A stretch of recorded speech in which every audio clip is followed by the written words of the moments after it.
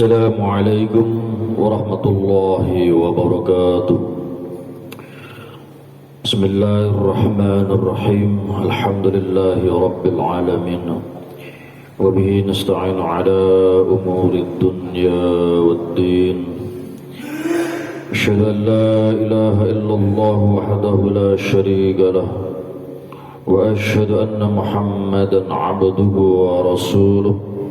اللهم صل وسلم على سيدنا ومولانا محمد وعلى آله وصحابته ومن تبعهم بإحسان إلى يوم الدين. أما بعد. Saudara-saudaraku, para jemaah ikhwan akhwatillah yang berbahagia, alhamdulillah malam hari ini kembali kita semuanya masih diberi kesempatan oleh Allah Subhanahu wa taala kembali hadir di majlis yang penuh barokah ini untuk bersama-sama menunaikan salat maghrib berjamaah, dilanjutkan dengan kajian kitab Bulughul Maram, Tafaqquh Fiddin, mengkaji hadis-hadis Rasulullah dalam persoalan hukum. Mudah-mudahan Allah Subhanahu wa taala memberikan kita ilmu yang bermanfaat dan barokah. Kita semuanya tetap sehat walafiat, tetap istiqomah. Mudah-mudahan kita semuanya Allah wafatkan dalam keadaan husnul khatimah. Amin ya rabbal alamin. Salawat dan salam semoga Allah Subhanahu wa taala senantiasa limpahkan kepada junjungan kita Nabi besar Muhammad sallallahu alaihi wasallam beserta keluarganya, para sahabatnya dan juga para pengikut setianya.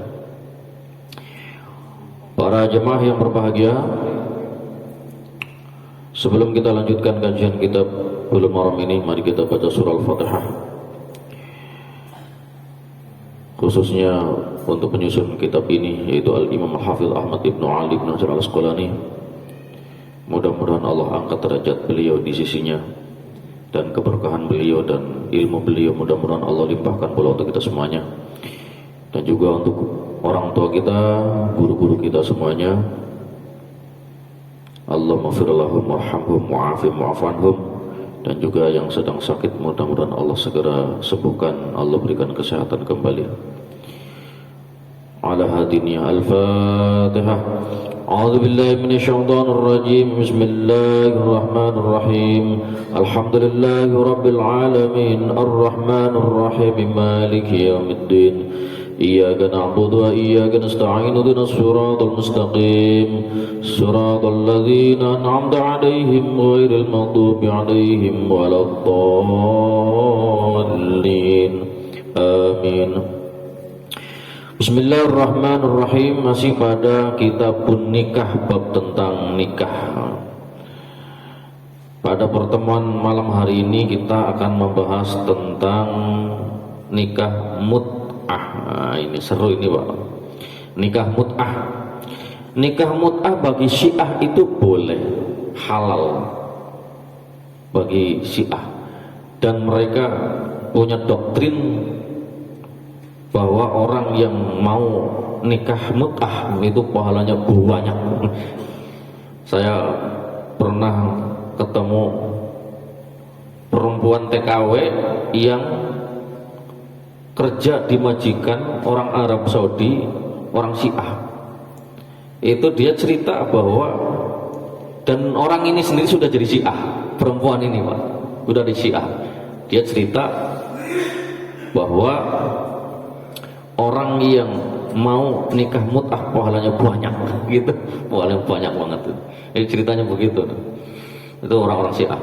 Tapi ahlu sunnah wal jamaah mengharamkan nikah mut'ah, karena pada dasarnya nikah itu punya tujuan untuk diantaranya melestarikan keturunan, diantaranya itu membangun rumah tangga yang pondasinya adalah agama, kan gitu. Bukan hanya dalam batasan waktu, tapi harapannya adalah ya seumur hidup, bahkan ketemu lagi di akhirat kelak nanti, kan gitu. Bahkan suami istri itu nanti bisa ketemu di akhirat. Ketika istrinya itu kemudian cerai, kemudian nikah lagi, atau mungkin ditinggal suaminya meninggal dunia, kemudian nikah lagi. Dengan siapa dia nanti di akhirat? Dengan orang yang dia lebih yang paling baik kepadanya, orang yang paling baik kepada orang yang paling soleh ini ketemu di akhirat, akan menjadi ketemu lagi pasangannya di sana. Nah itu artinya nikah itu ya kaitannya dengan dunia akhirat gitu. Niatnya bukan hanya sementara, tapi niat dunia akhirat dan untuk melestarikan keturunan. Tetapi dalam nikah mut'ah itu niatnya cuma satu, yaitu apa? Cuma menyalurkan hasrat kenikmatan itu doang, Pak. Enggak lebih dari itu. Makanya ketika ada orang mana ya, orang Arab ya, datang ke Bogor di sana, kemudian nyari orang yang mau dinikahi mut'ah, itu niatnya cuma satu, ya seneng-seneng udah ditinggal. Kemudian yang jadi korban siapa kalau itu terjadi?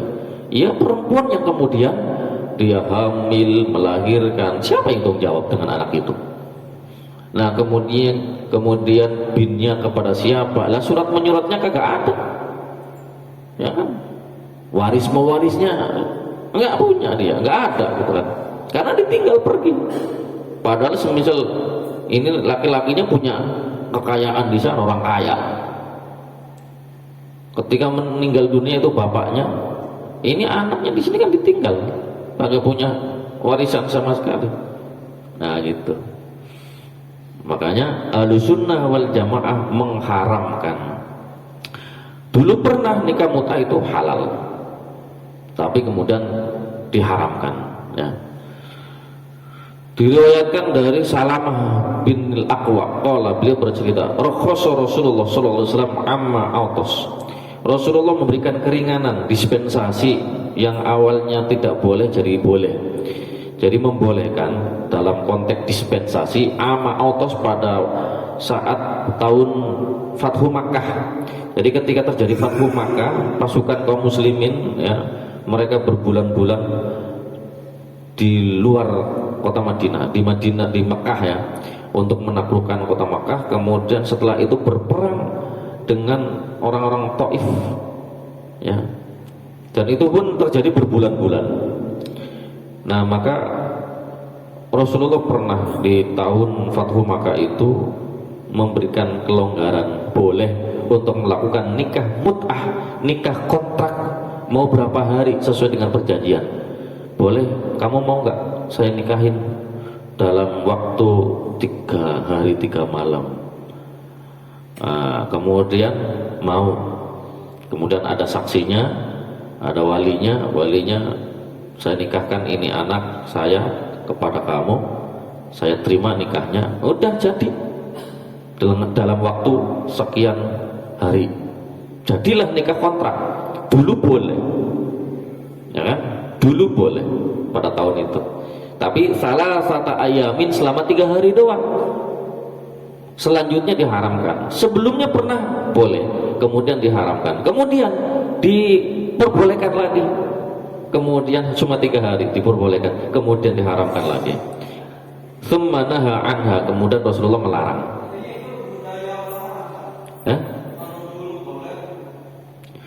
Dulu zaman Nabi hanya sementara. Setelah Rasulullah melarang berarti haram.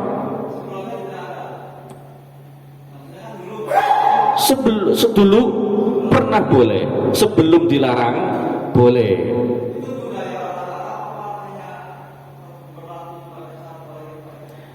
Ya pada saat Rasulullah membolehkan nikah mut'ah boleh. Kemudian karena ini kan konteksnya kalau di Madinah kan ada istri.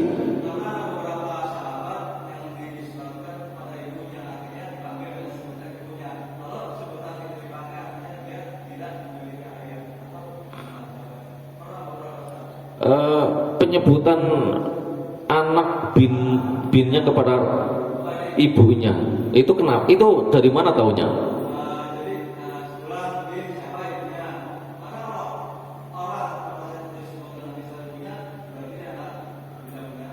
Siapa contohnya? Nggak tahu ya. Tapi baca itu ya. Soalnya kadang-kadang ini Pak, nama orang Arab itu itu kadang-kadang pakai tak, ada tak belakangnya ternyata bukan perempuan, laki-laki, itu juga banyak gitu ya. Ada yang namanya seperti ini nih, An Salamah bin Al-Aqwa. Salamah namanya, itu laki-laki tuh, bin Al-Aqwa gitu, ini laki-laki ya. Jadi nggak mesti ada di belakangnya tak itu menunjukkan perempuan, nah gitu.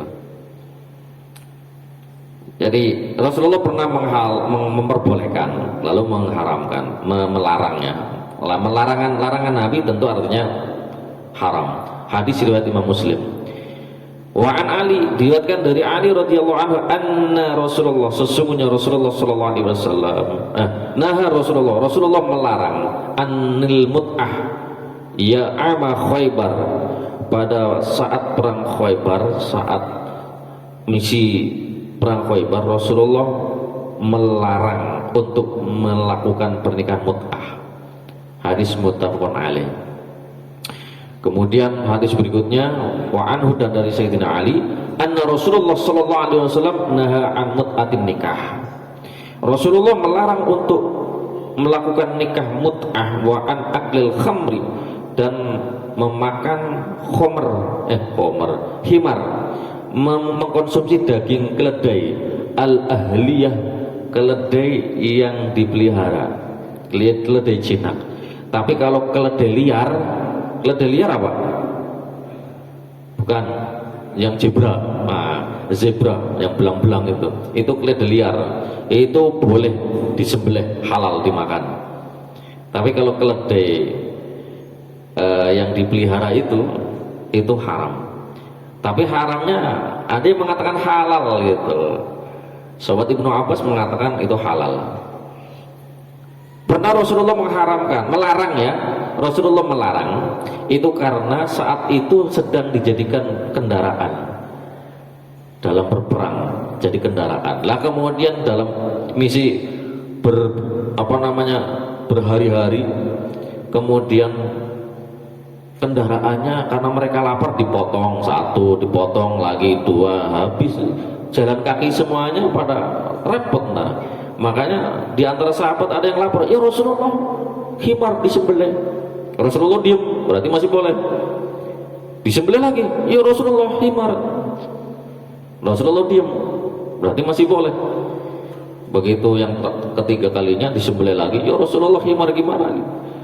Nah, katakanlah Allah dan Rasulnya melarang untuk mengkonsumsi daging keledai.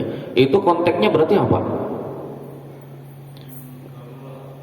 Iya, karena memang sudah, kalau dibiarkan bisa jadi ini kendaraan habis, nanti merepotkan semuanya malah. Nah kemudian bagaimana? Ternyata Nabi tidak mencabut itu.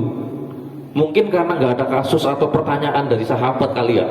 Kalau ada pertanyaan dalam situasi yang longgar, misal udah tidak ada alasan seperti tadi yang Rasulullah melarang, ya kan? Kemudian ada pertanyaan, Rasulullah sekarang ini kan lagi aman, situasinya udah ini, himar udah banyak, udah tersedia, boleh nggak kita mengkonsumsi himar? Bisa jadi kemungkinan Rasulullah mengatakan boleh, bisa jadi. Tapi kan itu nggak ada, sehingga ulama hati-hati. Sekali Rasulullah melarang dan tidak pernah ada setelahnya mencabut, berarti tetap berlaku seterusnya. Tapi ada juga sahabat yang kemudian berpikir, ya cara berpikirnya itu kan dilarang karena konteksnya begitu. Nah sekarang konteksnya berbeda, sudah jadi boleh lagi ya, gitu. Makanya sahabat Ibnu Abbas mengatakan boleh, kalau ulama yang lain mengatakan enggak boleh selama-lamanya, begitu. Nah, apalagi kalau dikaitkan dengan ayat Al-Quran, Qul la ajidu fima uhiya ilayya muharraman ala ta'imin yat'amuhu illa ayyakuna maitatan aw daman masfuhan aw lahma khinzirin fa innahu rijs. Terus apa lagi? Wa ma uhilla bi ghairillah, ya kan? Nah, itu ayat. Kul, katakanlah, la ajidu fima uhiya ilayya, saya enggak mendapati sesuatu yang Allah turunkan kepadaku, ya kan, muharraman, yang diharamkan, ala to'imin untuk orang yang mengkonsumsi yat'amuhu yang mengkonsumsinya illa ayakuna kecuali 4 hal. Artinya selain 4 enggak ditemukan sesuatu yang wahyu yang mengharamkan kecuali 4 hal ini. Gitu. Ya kan? Nah, darah, daging babi, bangkai, dan binatang yang disembelih untuk berhala. Maka dalam tafsir At-Tabari dikatakan yang jelas-jelas haram itu cuma 4. Terus yang lain, disitulah kemudian ada ulama mengatakan selain itu boleh. Al aslu fil asya al ibahah, segala sesuatu pada dasarnya boleh illa idza dalla dalilun ala haramihi. Gitu. Nah, ternyata kata Nabi, saya enggak mendapati dalam apa yang diwahyukan kepada aku sesuatu yang diharamkan kecuali 4 hal. Berarti selain 4 hal boleh. Makanya ada orang yang mengatakan apa itu? Ular, buaya halal. Tapi intinya gini Pak, seandainya ini kalau ada orang yang mengatakan buaya halal, itu nggak masalah secara akidah. Ya silakan aja kalau memang itu keyakinannya, ya kan? Ya ada yang mengatakan halal, bahkan dalam tafsir Al-Qurtubi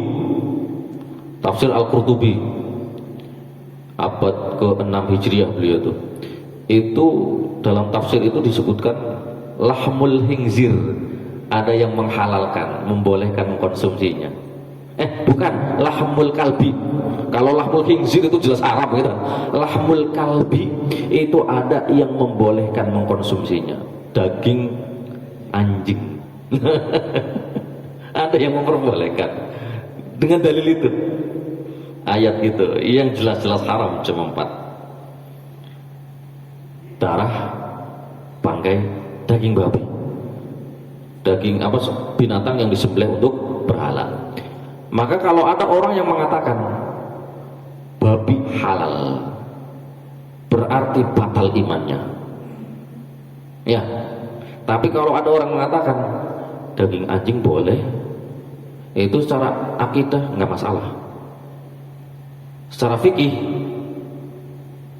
mayoritas ulama mengharamkan. Ada ulama yang membolehkan konsumsi. Maka kalau ada yang mengatakan begitu, daging anjing boleh, itu secara akidah nggak masalah. Tapi kalau ada yang mengatakan daging celeng halal, ini akidahnya rusak. Bangkai boleh dikonsumsi, ini akidahnya rusak. Tapi kalau dia mengatakan begini, dalam keadaan darurat boleh kita mengkonsumsi bangkai, boleh mengkonsumsi daging. Lah memang begitu Al-Quran, nggak masalah. Karena memang darurat dia mengatakan, ya kan, boleh ketika darurat, itu nggak masalah. Tapi kalau daging babi halal, berarti batal imannya. Tapi kalau ada yang mengatakan daging anjing boleh, ini nggak masalah secara akidah. Meskipun secara umum ulama mengatakan haram, dia berpendapat berbeda.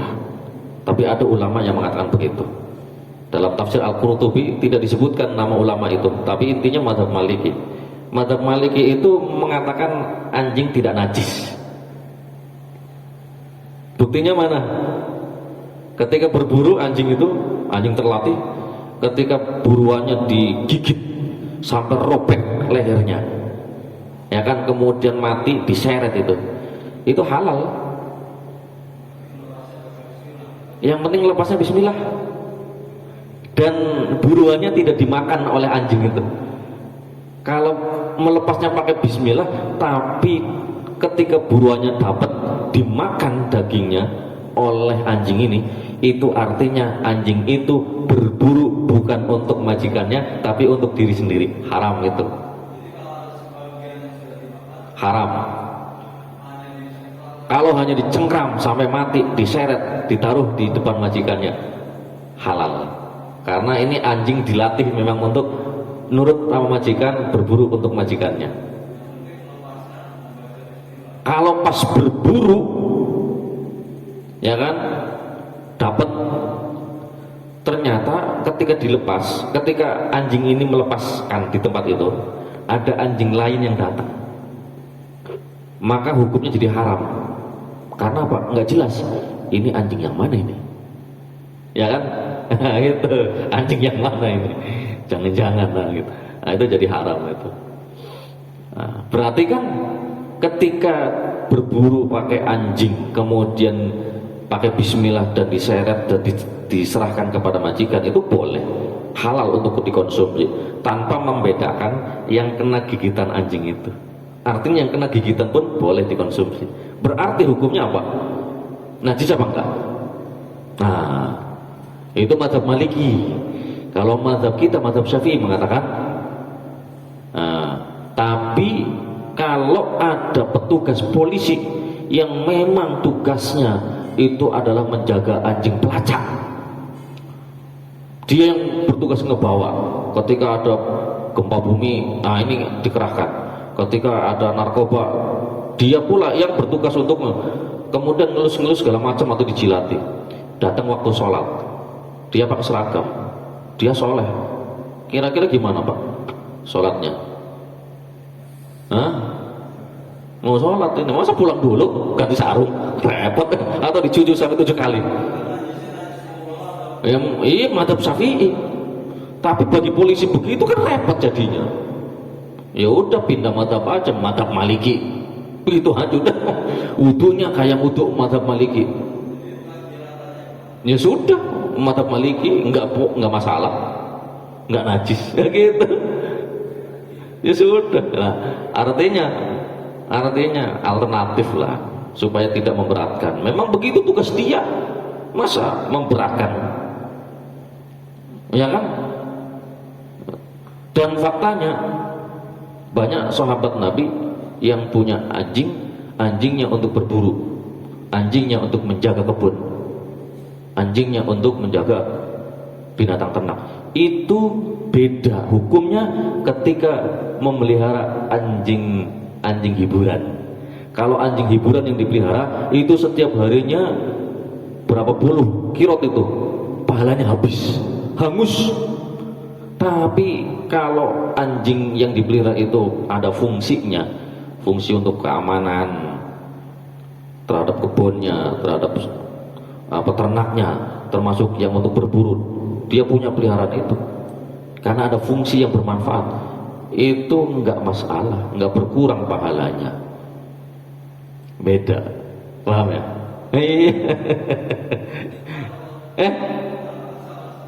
Sama-sama binatang, tapi fungsinya beda. Fungsinya itu. Lah kalau memelihara anjing itu mutlak haram, nggak ada sahabat itu memelihara anjing untuk buruan. Nyatanya mereka punya juga, dilatih untuk berburu.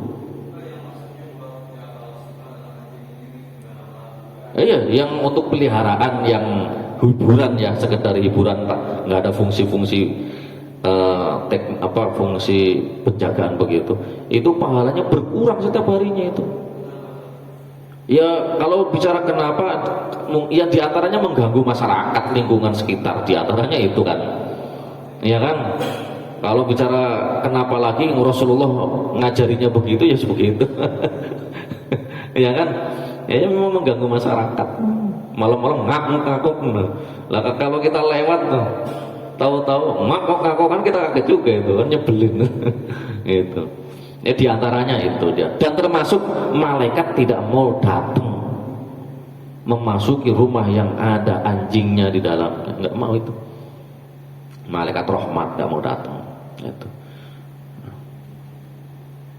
Nah, para jamaah yang berbahagia, jadi kembali lagi nih masalah nikah mut'ah. Hadis berikutnya, wa an Rabi bin Sabrah bin an Abi, dari bapaknya, an Rasulullah, sesungguhnya Rasulullah sallallahu alaihi wasallam qala, beliau bersabda, inni kuntu azintu lakum fil istimta' minan nisa. Sebelumnya saya telah mengizinkan kalian untuk melakukan nikah mut'ah dengan para wanita. Wa innallaha qad harama dzalika ila yaumil qiyamah. Dan sesungguhnya Allah telah mengharamkan itu semuanya sampai hari kiamat. Jadi pernah diizinkan lalu Allah mengharamkan sampai hari kiamat. Fa man kana indahu minhunna, barang siapa yang di antara para sahabat di antaranya dia punya istri yang dinikah secara mut'ah, ya, minhunna syai'un, sesuatu yang dinikahi secara mut'ah, ada istri mut'ah, ya, maka fal yukhalli sabilaha, maka lepaskan jalannya, artinya ceraikan sekarang juga, gitu. Ceraikan sekarang juga. Wala takhudhu mimma ataitumuhunna syai'a, dan janganlah kalian mengambil mahar yang sudah diberikan kepada mereka sekecil apapun, udah kasihkan aja, gitu. Hadis riwayat Imam Muslim, Abu Dawud, An-Nasai, Ibnu Majah, Ahmad, Ibnu Hibban. Nah, para jamaah yang berbahagia, nikah mut'ah haram, tetapi nikah mut'ah itu tidaklah sama dengan zina. Zina nggak pernah dihalalkan, zina tidak pernah diizinkan selamanya. Tetapi nikah mut'ah pernah diperbolehkan. Maka ada perbedaan antara nikah mut'ah dengan zina. Di dalam kitab Fathul Mu'in itu ada keterangan, ya, keterangannya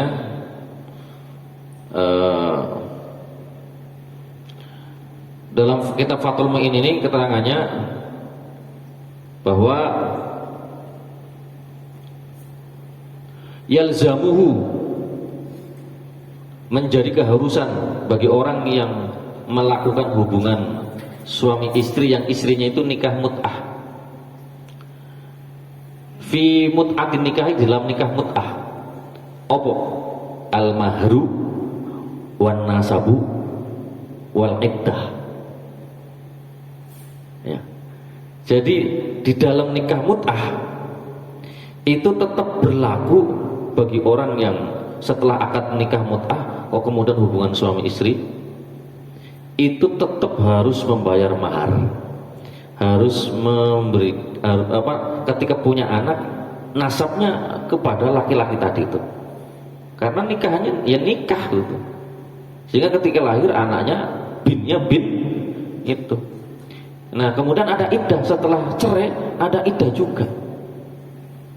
Wa yasqutul hadd, kemudian gugur hadnya, tidak diberikan hukuman jilid sebagaimana zina, tidak, dengan catatan manakala nikahnya itu adalah dengan wali dan saksi, atau dengan wali saja, atau dengan dua orang saksi saja.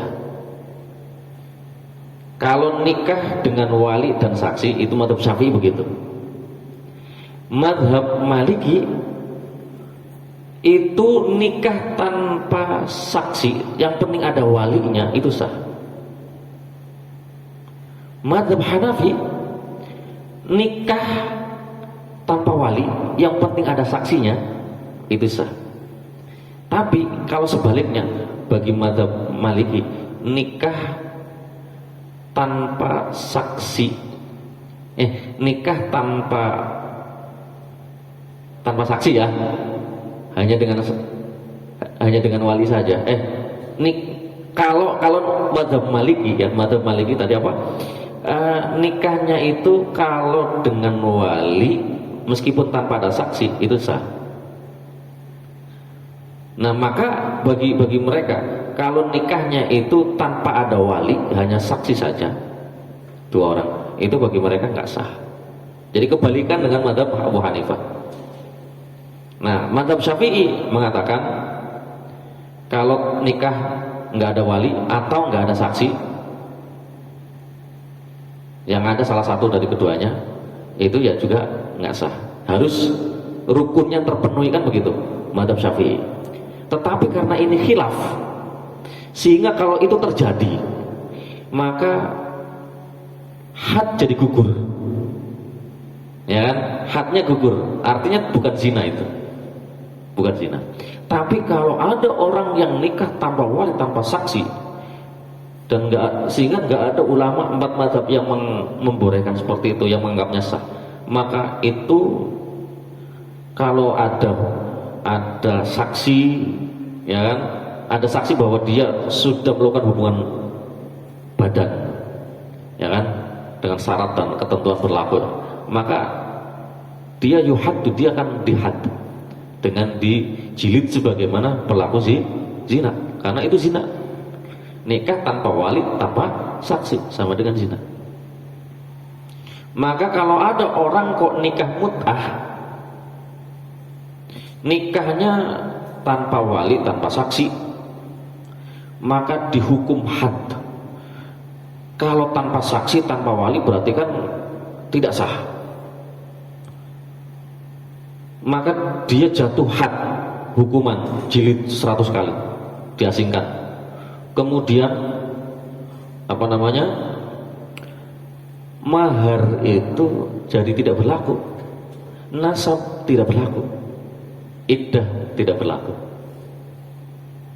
karena itu statusnya zina. Jadi zina itu yang nggak ada iddah, nggak ada mahar, nggak ada, mungkin ada imbalan duit, ya kan, tapi kan itu sifatnya jual ya transaksi yang zina gitu kan, karena tidak ada wali dan saksi, atau wali saja atau saksinya saja gitu.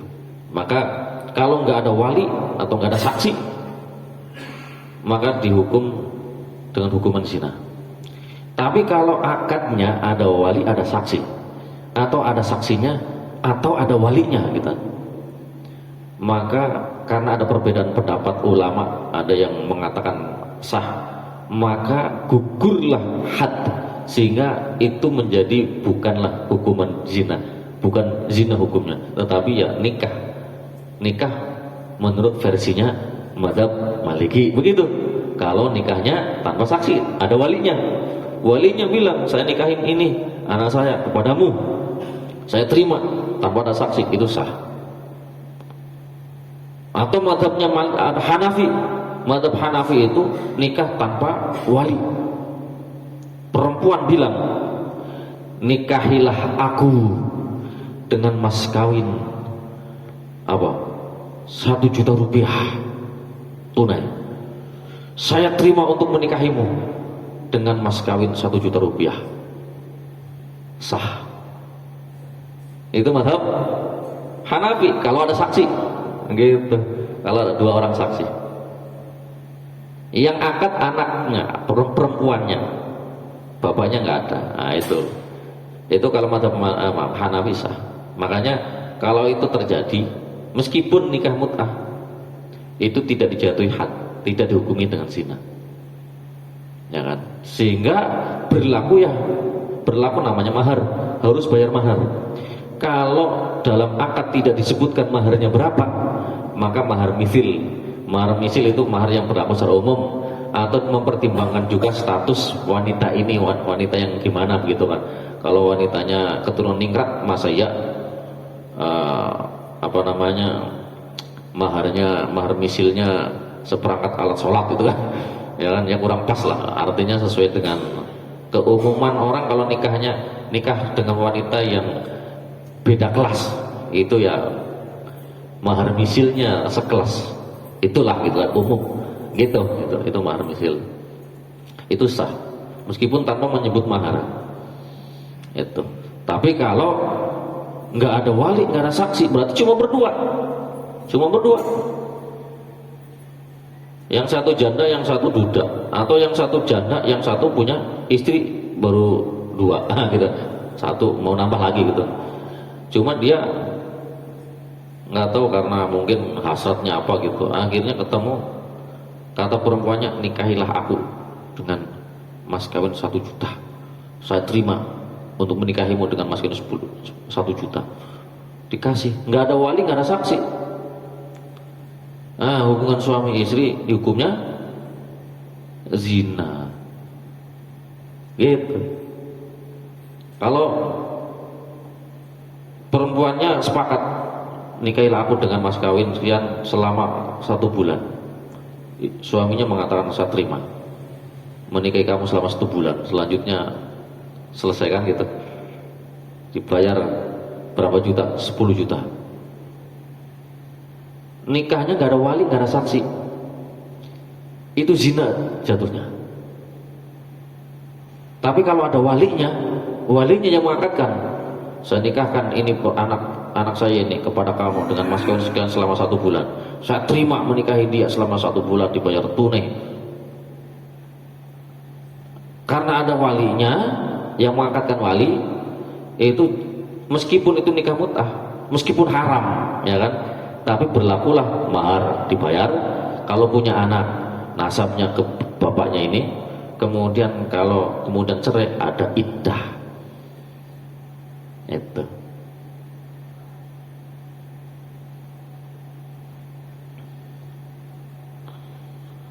Ini kalau orang punya duit banyak Pak, kemudian pinter ya, artinya nakal tapi dia ngerti fikih. Nakal, duit banyak tapi ngerti fikih. Gitu. Itu gampang sebenarnya Pak.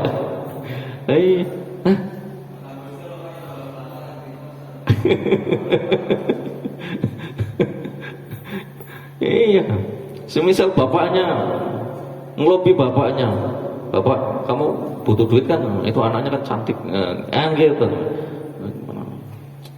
Nah kemudian, kalau apa namanya, kadang ada Pak, nikahnya itu dia itu sebenarnya pengennya sebulan misalnya, tapi tidak dimasukkan dalam akad, cuma sebatas perjanjian, gitu kan? Cuma sebatas perjanjian. Kita nanti sebelumnya ini udah omong-omongan, saya nikahin kamu ini ya 1 bulan aja, saya kasih mahar kamu 100 juta, gitu kan? Ini saya ingin kaya raya ini misalnya. Nah, ini iseng tapi ngerti fikih gitu, dan takut zina gitu. Jadi ini ngelobi sama bapaknya. Yang penting kan ini duit. Oh ya udah nggak apa-apa gitu. Habis itu si bosnya bawa temennya 2 orang. Kemudian bapaknya, saya nikahkan anak saya kepada kamu. Meskipun tidak disebutkan 1 bulannya, tapi itu di belakang layar dia sudah janjian begitu, ya kan? Nah kemudian saya terima nikahnya, itu sah kan? Sah gak itu? Sah. Udah ada ijab kabul, ada saksi 2 orang, ada wali, itu sah. Tanpa disebutkan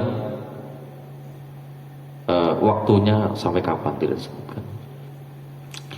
Ya kadang laki-laki yang punya duit banyak dan pengen isengnya selama tidak kena hukuman zina, itu kemudian berbuat begitu. Setelah 1 bulan saya ceraiin kamu, 100 juta sudah masuk ke rekening. Nah gitu kan, wah siapa yang nggak mau gitu, duitnya banyak kan. Ya begitu. Secara fikih niatnya sebulan itu nggak boleh, haram. Tapi akadnya jatuhnya karena nggak disebutkan waktunya sampai kapan, tidak disebutkan. Pokoknya nikah secara umum gitu kan, itu hanya perjanjian di belakang layar aja.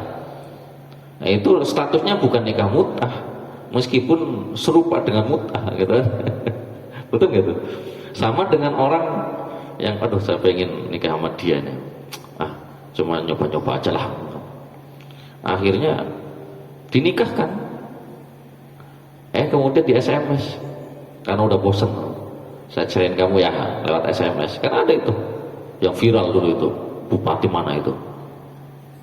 Nah, akhirnya dipecat dari bupatinya.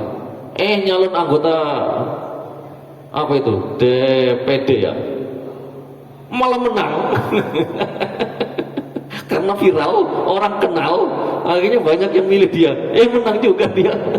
Jadi pejabat lagi. Aduh. Ya itu. Artinya orang itu nakal, tapi tahu hukum fikih gitu. Etikanya nggak ada, nyerek kalau pakai SMS. Itu artinya memang apa? Artinya memang dari awal dia nggak punya niatan untuk nikah seumur hidup, nggak ada. Ya cuma senang-senang aja.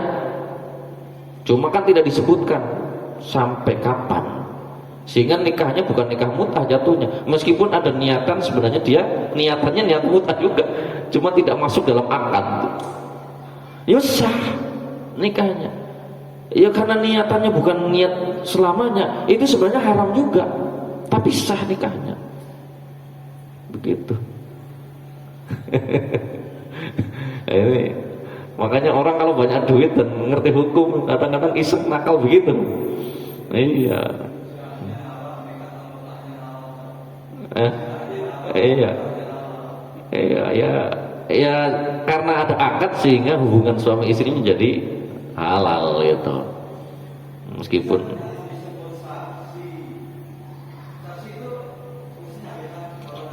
ya saksi itu kalau ada yang kemudian bertanya-tanya, loh kok kamu belum nikah, kok sudah berduaan? Saya sudah nikah. Lu mana saksinya? Nah, 2 orang itu. Saya bersumpah saya menyaksikan dia sudah akan menikah, kan begitu.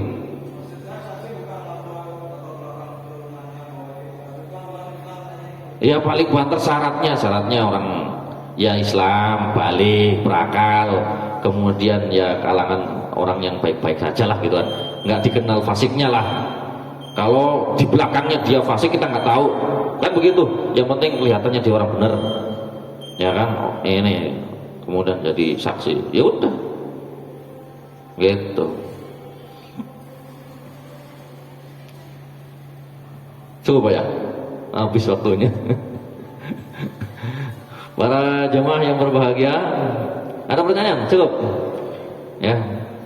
ya meskipun kita tahu seperti ini Pak ya, artinya bukan berarti ngajarin jadi orang nakal tapi sesuai syariat. Ya tapi juga nggak punya duit juga nggak apa-apa, buat apa Pak ya, satu aja nggak habis-habis, yang jelas-jelas niatnya dunia akhirat gitu. Kalau main nakal-nakalan begitu, kalau kemudian punya anak, wah ribet itu Pak. Nanti ya jadinya zalim ketika kemudian benar punya anak, kemudian yang ini bapaknya meninggal dunia, anaknya jadi terlantar, nggak punya warisan dan sebagainya. Artinya haknya tidak dipenuhi dengan sebaik-baiknya. Barangkali itu yang dapat sampaikan, kurang lebihnya mohon maaf. Mari kita akhiri bismillahirrahmanirrahim. Allahumma shalli ala Muhammad wa ala ali Muhammad. Allahumma ighfir lana wa li walidayna, Allahumma ij'alna waladana min ahli ilmi al khair. Allahumma anfa'na bima 'allamtana wa 'allimna ma yanfa'una wa zidna ilma yanfa'una. Rabbana atina fid dunya hasanah wa fil akhirati hasanah wa qina adzabannar. Alhamdulillahi rabbil alamin. Kurang lebihnya mohon maaf. Wallahu a'lam bishawab. Allahu muwaffiq ila aqwamit thoriq. Assalamualaikum warahmatullahi wabarakatuh.